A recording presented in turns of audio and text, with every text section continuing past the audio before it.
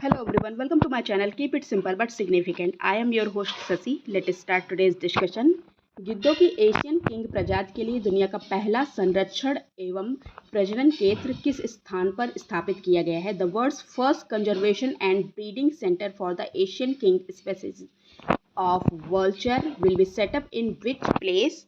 तो ये प्लेस है आपका महाराजगंज। महाराजगंज आपका है उत्तर प्रदेश में।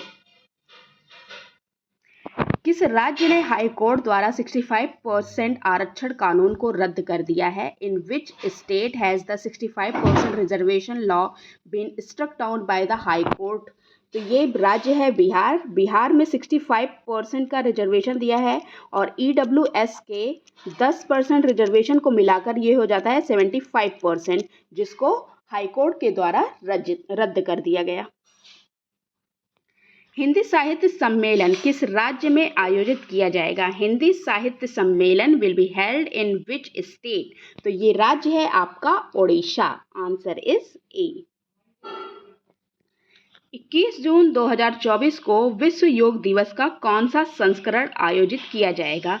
Which edition of world yoga day was held on 21 जून 2024? तो ये एडिशन है आपका 10th और थीम है इस बार की yoga for self and society. Wadhawan बंदरगाह का निर्माण किस राज्य में किया जाएगा? Wadhawan port will be constructed in which state? तो ये कंस्ट्रक्ट किया जा रहा है महाराष्ट्र में और यह भारत का सबसे लंबा डीप ड्राफ्ट बंदरगाह होगा। डीप ड्राफ्ट बंदरगाह मतलब मालवाहक जहाजों को संभाल सकेगा ये। विश्व बैंक द्वारा जारी वैश्विक शीर्ष 100 बंदरगाहों की सूची में भारत के कितने बंदरगाह शामिल हैं? How many ports of India are included in the list of global top 100 ports released by the World Bank? तो इंडिया के 9 बंदरगाहों को इसमें शामिल किया गया है। 112th इंटरनेशनल लेबर कॉन्फ्रेंस कहाँ आयोजित किया गया? Where was the 112th International Labour Conference held? तो ये हुआ है स्विट्जरलैंड जिनेवा में। कोपा अमेरिका कप के 48वें संस्करण की शुरुआत हुई है। यह किस खेल से संबंधित है?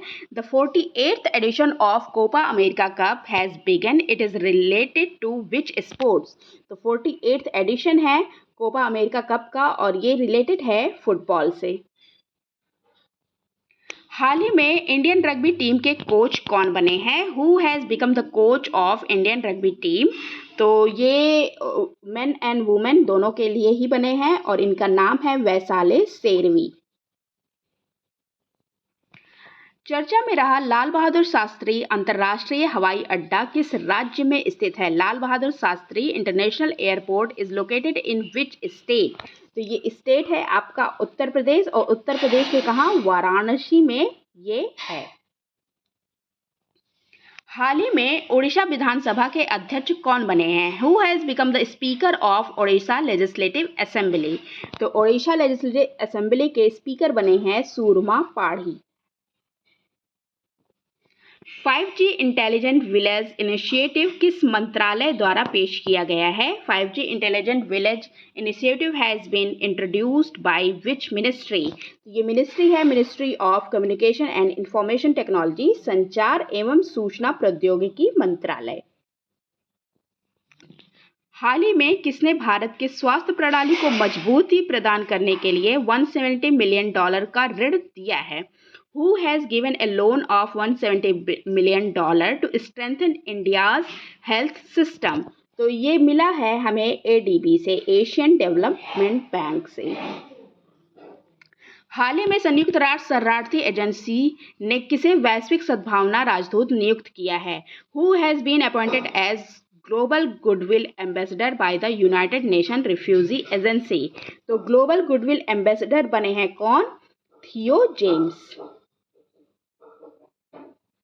हाल ही में दुनिया का पहला मानव रहित प्रणाली सेना किसने शुरू की है? Who has launch the world's first unmanned army system, unmanned army system है, ये लॉन्च किया गया है किसके द्वारा? यूक्रेन के द्वारा। आंसर इज ए। हाल ही में जारी वैश्विक ऊर्जा संक्रमण सूचकांक में भारत किस स्थान पर है? तो वैश्विक ऊर्जा संक्रमण सूचकांक में भारत की पोजीशन है 63 आउट ऑफ 120। 63 है आउट ऑफ 120। और टॉप पे कौन है? फर्स्ट आया है स्वीडन, सेकंड पे है कौन सा? डेनमार्क, एंड थर्ड पे है आपका फिनलैंड। ये हैं फर्स्ट, सेकंड एंड थर्ड, और इंडिया की पोजीशन है 63rd। हाल ही में विश्व शरणार्थी दिवस कब मनाया गया? When was World Refugee Day celebrated? तो वर्ल्ड रिफ्यूजी डे सेलिब्रेट किया गया कब? 20 जून को। Answer is B. Refugee day celebrate किया गया 20 जून को। आईसीईटी भारत और किस देश के बीच एक संयुक्त पहल है? ICET is a joint initiative between India and which country? तो ये जॉइंट इनिशिएटिव है इंडिया और यूएसए का। What is the Casimir effect recently seen in news? तो कैश्मीर इफेक्ट क्या है? तो ये है a phenomena where two uncharged conducting plate experience an attractive force. Answer is B. हाल ही में कैबिनेट ने कितनी खरीफ क्रॉप्स पर न्यूनतम समर्थन मूल्य एमएसपी को मंजूरी दी है? The cabinet had recently approved the minimum support price on how many kharif crops? तो ये 14 खरीफ क्रॉप्स हैं जिसमें मिलेगा MSP, minimum support price. That's all for today. If you like my video, please do like, comment, share and subscribe. Thank you.